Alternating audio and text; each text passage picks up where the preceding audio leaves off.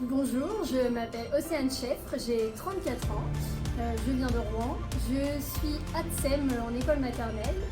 J'ai pratiqué pendant 17 ans le patinage synchronisé à haut niveau et je suis maintenant officielle d'arbitrage dans ce sport.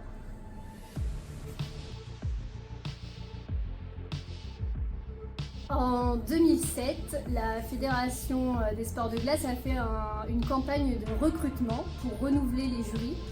Et j'ai donc postulé, j'ai fait une lettre de motivation et je leur ai transmis mon CV sportif.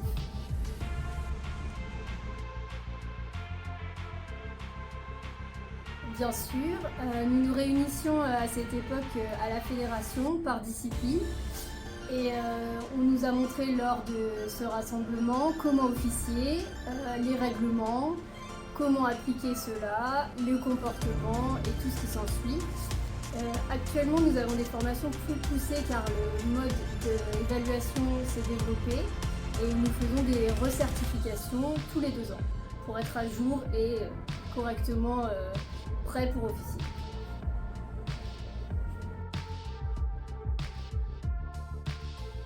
Ce qui me plaît dans cette fonction, c'est que j'ai pu découvrir toutes les facettes du patinage synchronisé. J'ai été patineuse de nombreuses années, j'ai ensuite entraîné.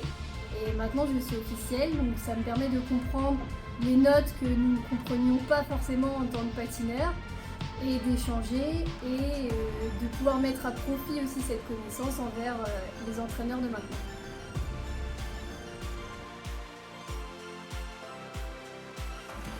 En tout premier lieu, la passion du sport, car ça prend du temps. Il faut être investi et ensuite, le plus important, savoir être impartial et juste.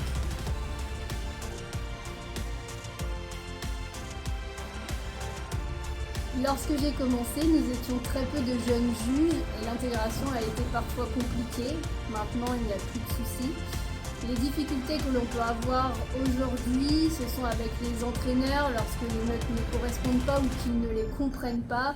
L'explication peut être parfois un peu dure, mais on finit toujours par trouver une solution.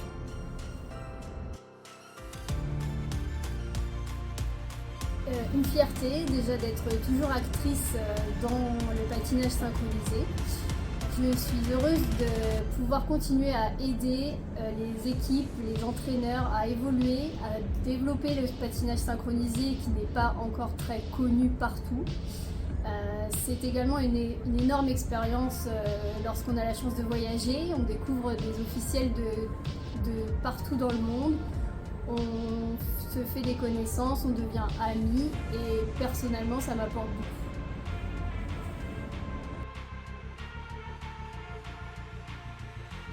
J'ai la chance d'être juge ISU, donc juge au plus haut niveau possible. J'ai eu la chance de faire du national, de l'international, mais également des championnats du monde. Maintenant, la compétition qui me manque, ce sont les Jeux Olympiques, mais le patinage synchronisé n'y est pas encore. Donc on croise les doigts pour 2030.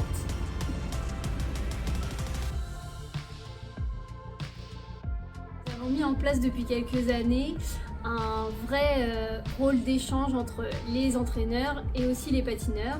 Quand nous intervenons sur des validations d'équipe, nous échangeons avec l'entraîneur bien entendu, mais aussi le patineur. On explique aux équipes pourquoi ils obtiennent ces notes, qu'est-ce qu'il faut faire pour les améliorer, etc. Moi je suis joignable toute l'année, les entraîneurs le savent et après chaque compétition, on échange sur ce qu'il faut améliorer, ce qu'il faut corriger pour aider au mieux les équipes tout au long de l'année.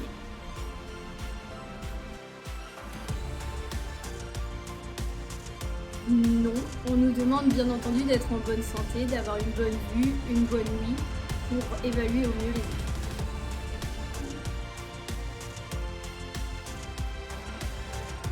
Je place toujours mes feuilles pareillement sur la table, je teste mes stylos et mes crayons et je me recoiffe.